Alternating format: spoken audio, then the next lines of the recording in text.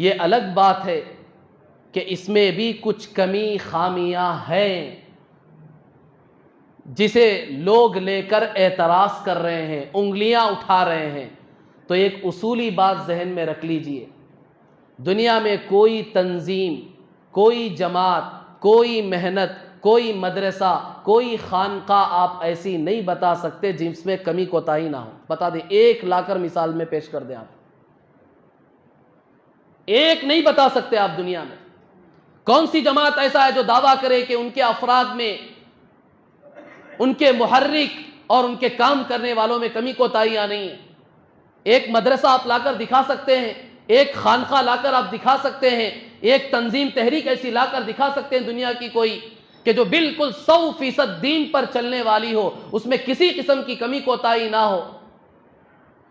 یہ نہیں ہو سکتا ہے۔ آپ حضور صلی اللہ علیہ وسلم کی حدیث کو تو دیکھیں، اللہ کے رسول صلی اللہ علیہ وسلم نے کیا فرمایا؟ خیر القرون قرنی ثم الذین یلونہم ثم الذین یلونہم ثم یفشو الکذب۔ یہ اللہ کے نبی کا قول ہے۔ حضور صلی اللہ علیہ وسلم نے کہا سب سے بہترین زمانہ میرا دور ہے، یہ سب سے پاک زمانہ ہے، بہترین زمانہ ہے، اس جیسا زمانہ قیامت تک نہیں آئے گا، یہ سب سے بہترین زمانہ میرا دور ہے۔ حضور صلی اللہ علیہ وسلم نے کہا کہ اس کے بعد دوسرا نمبر جو بہترین زمانہ ہوگا وہ میرے بعد کا زمانہ ہے، وہ صحابہ کا دور ہے۔ اس کے بعد تیسرا نمبر وہ صحابہ کے بعد کا دور ہے، تابعین کا دور ہے۔ بعض شارحین حدیث اس طرح یہ تین دور کو بیان کرتے ہیں، پہلا زمانہ حضور کا، دوسرا زمانہ صحابہ کا، تیسرا زمانہ تابعین کا۔ اور بعض شارحین حدیث اس حدیث کی تشریح یوں کرتے ہیں کہ سب سے پہلا زمانہ حضور صلی اللہ علیہ وسلم کا، جس میں صحابہ بھی تھے، صحابہ چونکہ حضور کے ساتھ تھے تو صحابہ کا زمانہ بھی اسی زمانے میں آ گیا، سب سے بہترین زمانہ۔ دوسرے نمبر پر تابعین کا زمانہ، تیسرے نمبر پر تبع تابعین کا زمانہ۔ اس کے بعد حضور صلی اللہ علیہ وسلم نے کہا کہ ثم یفشو الکذب، جھوٹ عام ہو جائے گا، اب وہ خیر نہیں رہے گا۔ یہ کس دور کی بات کر رہا ہوں؟ حضور صلی اللہ علیہ وسلم کے تیسرے دور میں حضور نے خود کہا ہے، کہہ کر چلے گئے، پیشن گوئی سنا دی کہ یہ جو پاک زمانہ ہے وہ ہمیشہ نہیں رہے گا، اس میں تبدیلیاں آئیں گی، خرافات آئیں گے، کمی کوتاہیاں ہوں گی، جھوٹ پھیلے گا، عام ہوگا۔ جب حضور صلی اللہ علیہ وسلم نے اپنے زمانے کے بعد میں اس طرح ناگفتہ بھی احوال کی پیشن گوئی دی ہے کہ زمانہ خراب ہوگا، بگڑے گا، تو کون سی جماعت یہ دعویٰ کر سکتی ہے کہ جس اخلاص کی بنیاد پر ہماری یہ جماعت شروع ہوئی تھی آج تک الحمدللہ اسی اخلاص سے ہماری یہ جماعت کام کر رہی ہے دنیا میں کوئی جماعت دعویٰ کرنے والی؟ آپ بتا دو لا کر میرے سامنے۔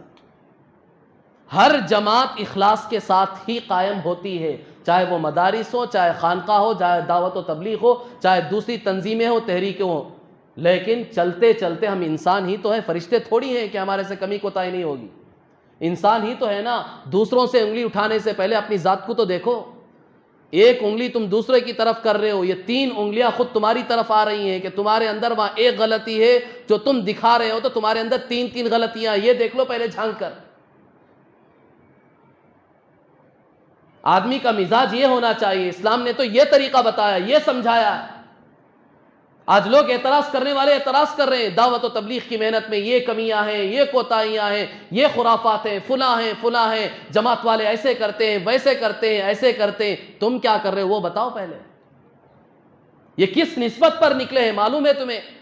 اپنی جان کی قربانی دے کر، اپنی مال کی قربانی دے کر در در بھٹک رہے ہیں، مسجدوں سے، بعض مسجدوں سے نکالا جا رہا ہے، بعض علاقوں میں کتنی پریشانیاں تکلیفیں آ رہی ہیں، کھانے کے لالے پڑ رہے ہیں، افریقہ کے جنگلوں میں جا کے محنتیں ہو رہی ہیں، پہاڑوں میں، ریگستان کے علاقوں میں جا کر محنتیں ہو رہی ہیں، اپنے گھر کی خوشی غم سب بھول بھلا کر صرف دین کی نسبت پر یہ قدم اٹھا کر نکلے ہیں، تو کیا ان کے یہ قدم، ان کی یہ قربانیاں رنگ نہیں لائیں گی؟ اللہ نے قربانیوں کو دکھایا اور پورے عالم میں اللہ تبارک و تعالیٰ نے بلا روک ٹوک کے جہاں جہاں جن جن ملکوں میں، علاقوں میں رکاوٹیں تھیں، اللہ نے ان رکاوٹوں کو دور کیا، اور کسی نہ کسی درجے میں دعوت و تبلیغ کی محنت ہر جگہ ہو رہی ہے، ہر علاقے میں، ہر ملک میں ہو رہی ہے۔ یہ اللہ رنگ دکھائیں گے قربانی کا۔ یہ کمی کوتاہیوں کی طرف انگلیاں اٹھانے سے پہلے خود اپنی ذات کو دیکھے، ہم کر رہے ہیں یہ کام، دین کا کام، ہماری بھی تو ذمہ داری تھی۔ کیا ہماری ذمہ داری صرف اتنی ہے کہ بیوی بچوں کو پال پوس کر بڑا کر دیں، ان کے عیش و عشرت کی فکر کر کے مر کے دنیا سے چلے جائیں؟ کل قیامت کے دن صحابہ گریبان پکڑیں گے ہمارا، پوچھیں گے دین کے لیے تم نے کیا کیا بتاؤ؟ یہ دین ہم نے تمہارے تک بیوی بچوں کو چھوڑ کر، اپنے جان مال کو، اپنے مکان کو، مکے جیسی مقدس سرزمین کو چھوڑ کر ہم نے یہ دین تم تک پہنچایا تھا۔